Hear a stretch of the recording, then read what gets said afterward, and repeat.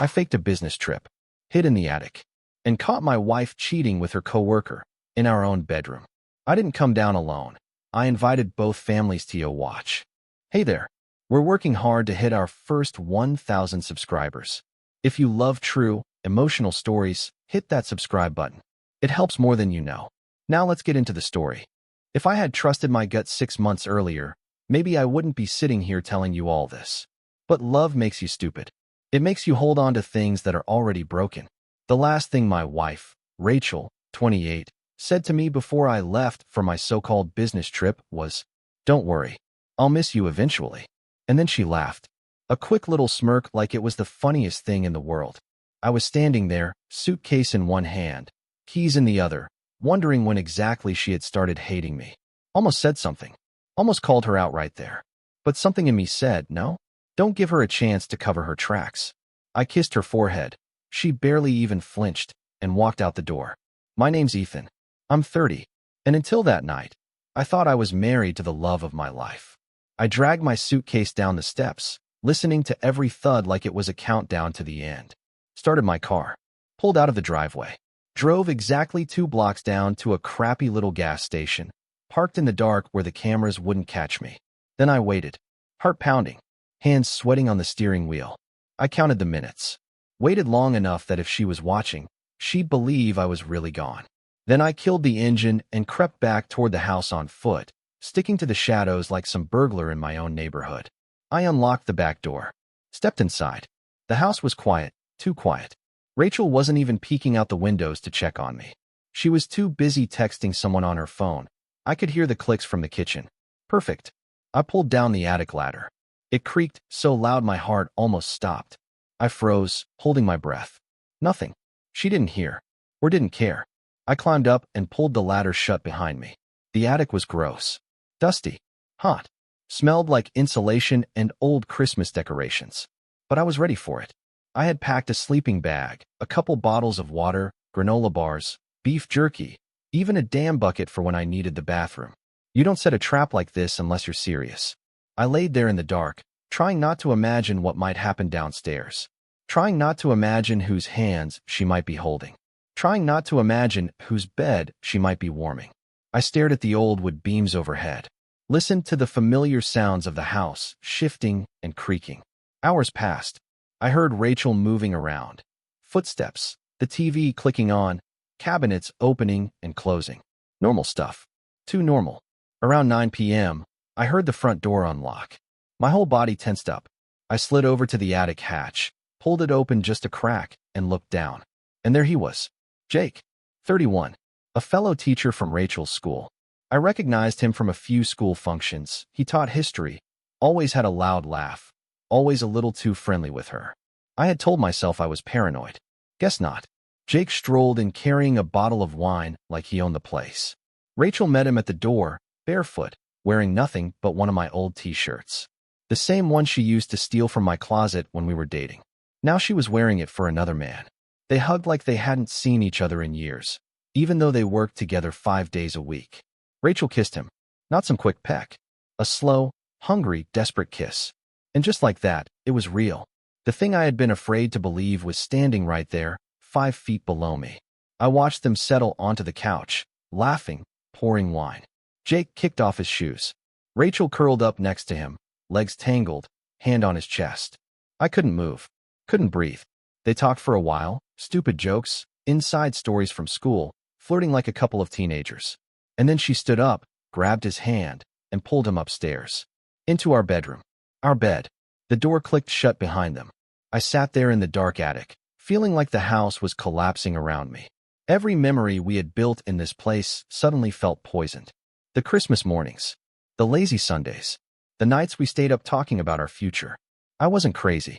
I wasn't overthinking. I wasn't insecure. I was right. I curled up in the sleeping bag, every part of me aching. At some point, I heard the front door again. Jake slipping out into the night like the rat he was. Rachel locked the door behind him, went back upstairs, and fell asleep like nothing had happened. Like she hadn't just ripped apart everything we had. I stayed awake in the attic for hours, staring into the dark, thinking, if I stormed down there now, if I screamed, if I threw her lies in her face, what would it change? She'd lie, cry, blame me somehow. No, she didn't deserve a private confrontation. She deserved an audience.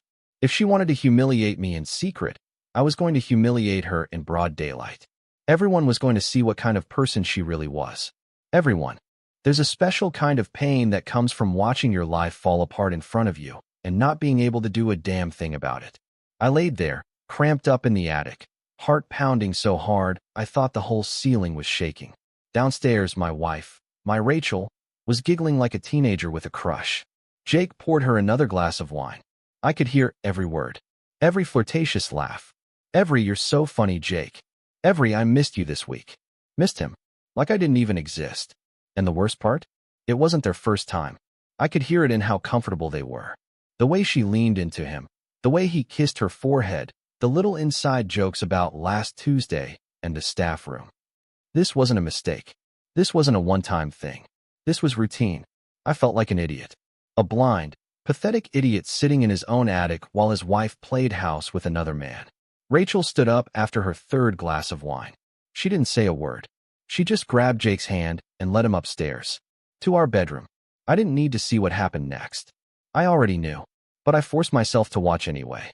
Through a crack in the attic door, just above the hallway, I saw them disappear into the room. The light clicked off. My fists clenched so tight my knuckles popped. It took everything in me not to crash down through the attic, grab Jake by the throat, and throw him into the street. But what would that do? Give her a chance to cry and play the victim? Let Jake spin some story about how things were bad, and she was so lonely, and he didn't mean to? No, not this time. I needed something she couldn't explain away. Something permanent. Something final. I pulled out my phone. Started recording. Audio only. No need to traumatize myself more than necessary.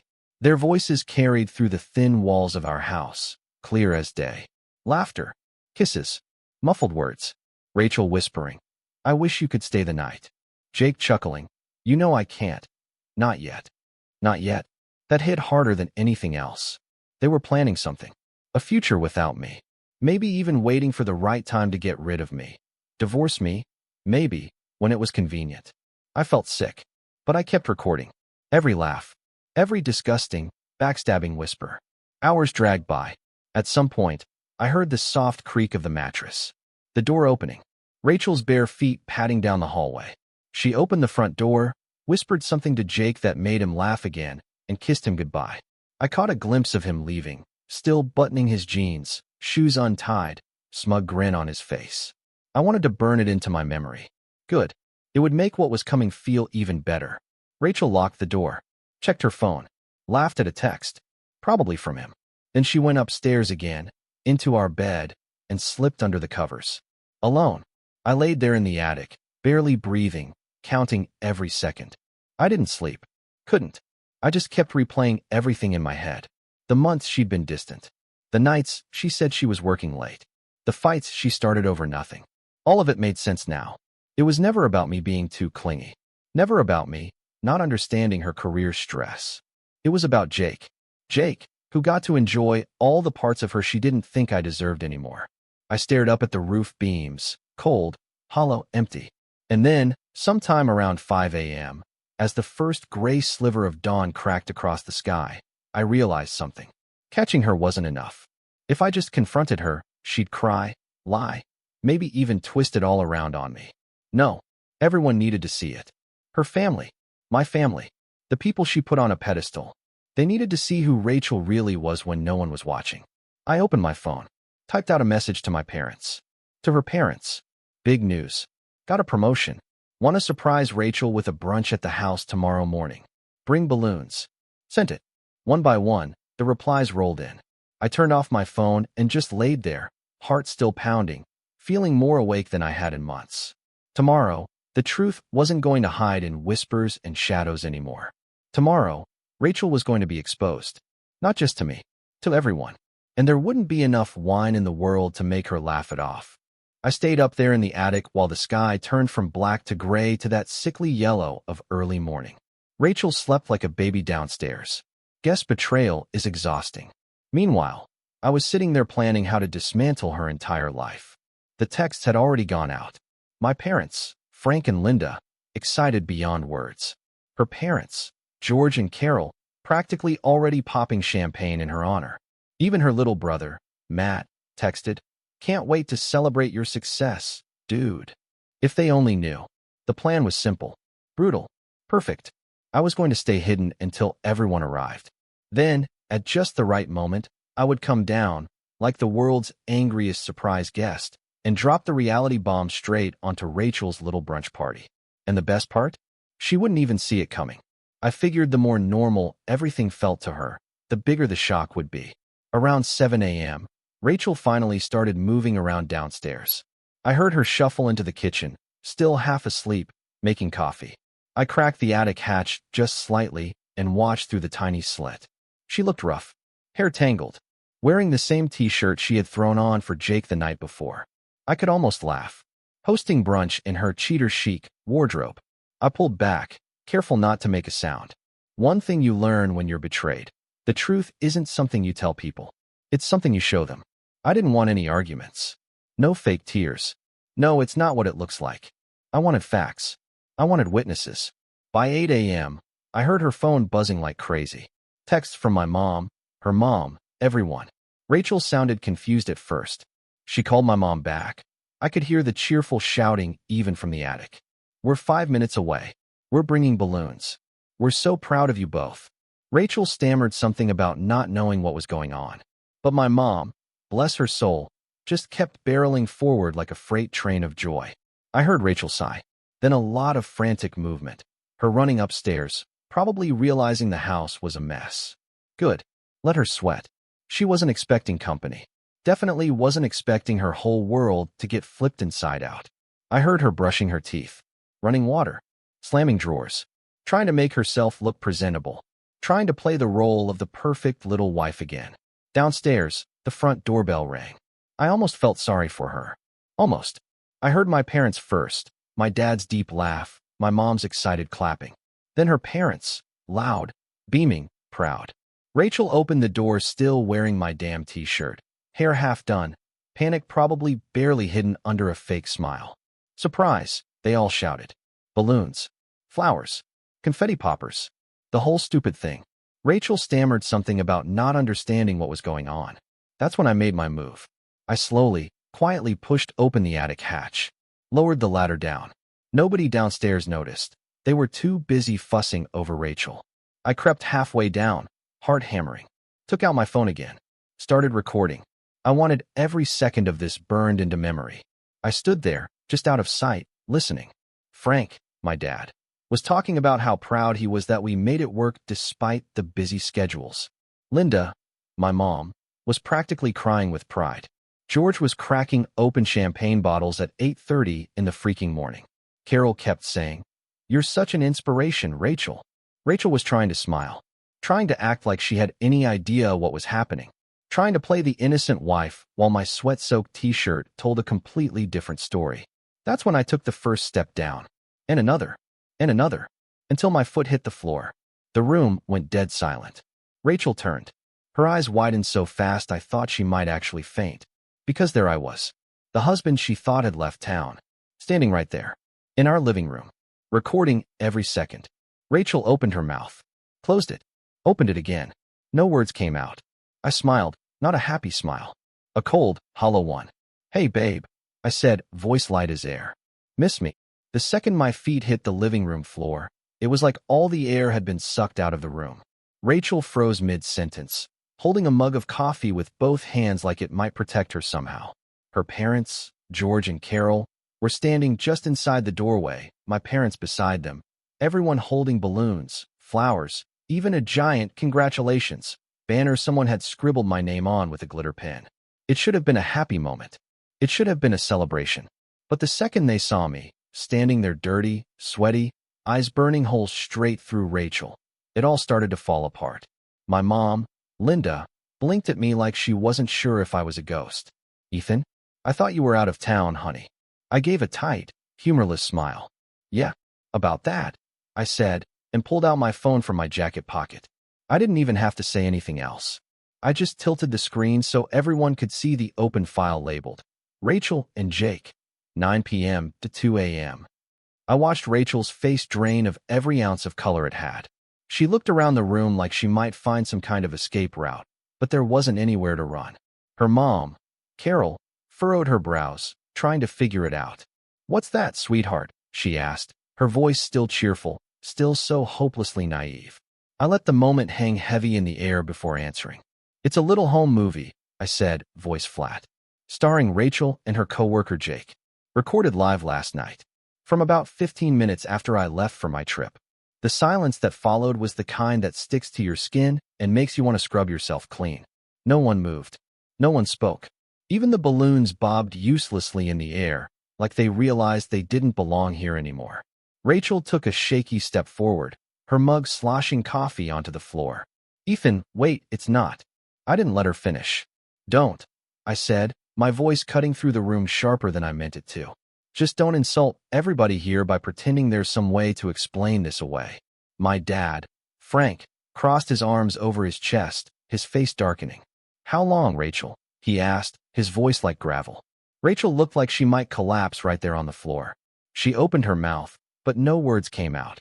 She tried again, voice barely above a whisper. It was just a mistake. A few times. It didn't mean anything." My mom flinched like she had been slapped. Carol shook her head over and over like she was trying to shake the words out of her ears.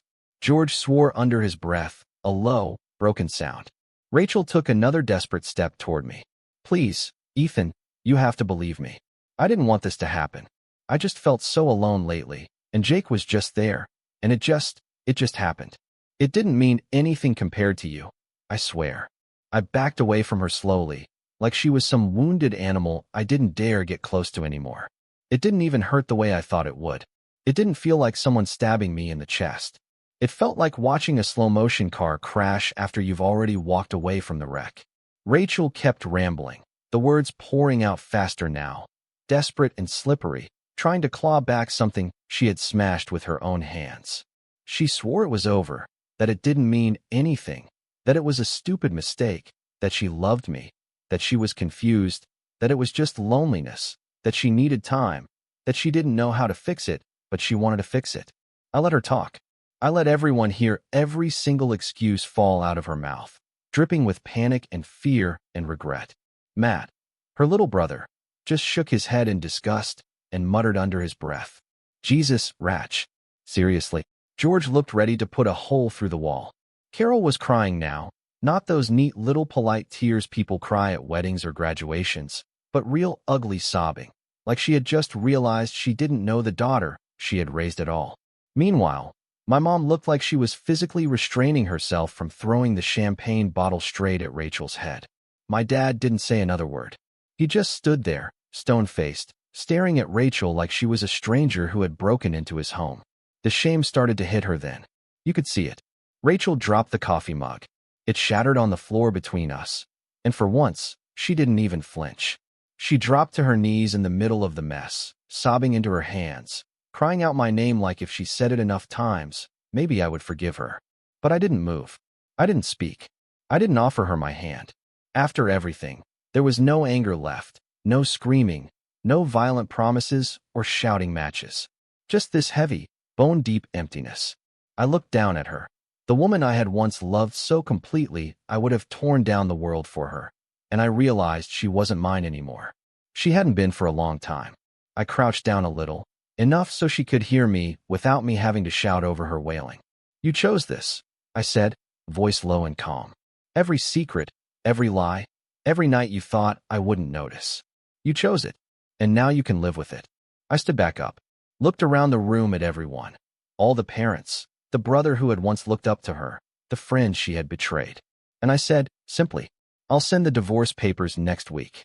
Then I turned and walked out the front door, into the cool morning air that smelled a hell of a lot cleaner than anything I had left behind.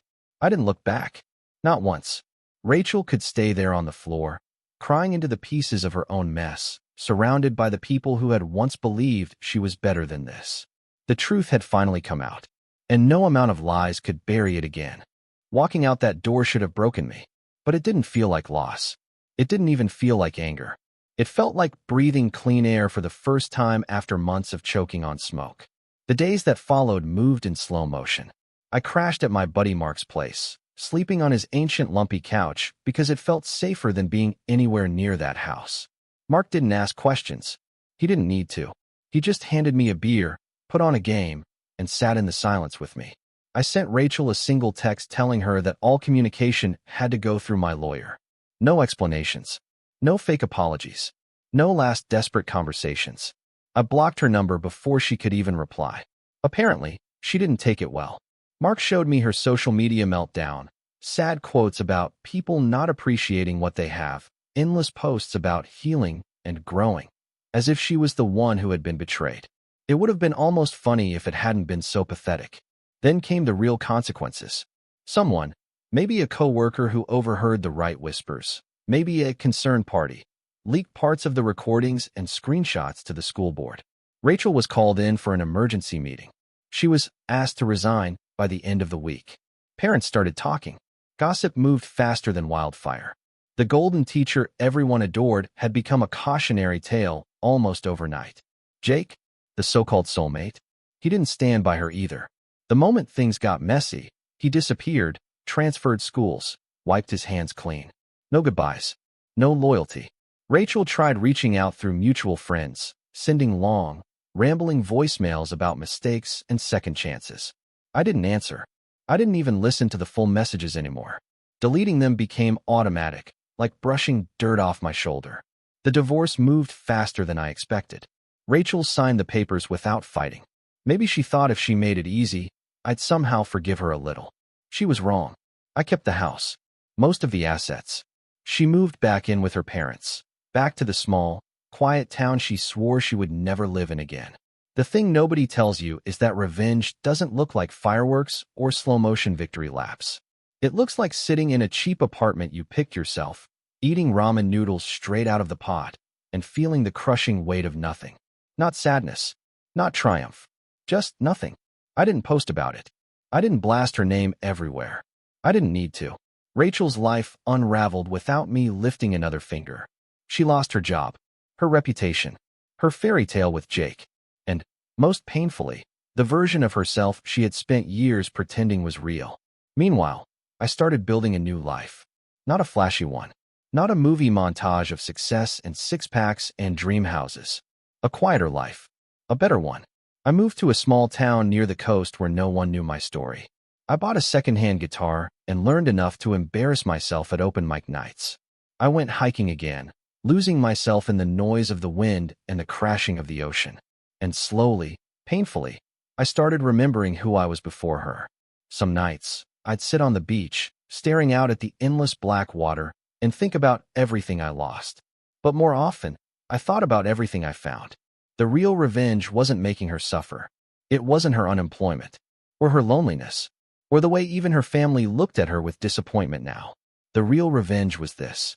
I didn't need her anymore. She became just another name.